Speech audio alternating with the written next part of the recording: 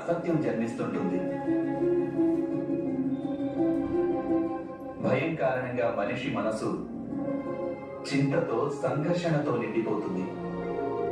వానిలో ఆలోచించే శక్తి నశించిపోతుంది. మనసుతో పాటు తర్కం కూడా నశిస్తుంది.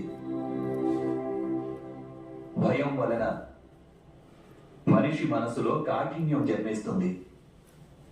వాని జీవితమంతా దుఃఖభరితమవుతుంది. జీవితంలో ఆనందం లేకుండా పోతుంది. సచ్చిత్ ఆనందం, సచ్చిదానందమే పరమాత్మ స్వరూపం వచ్చా.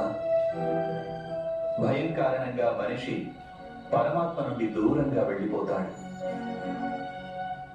కానీ ఇంద్రుని పూజ మహాపరాధమేమి కాదు కదా మామయ్య?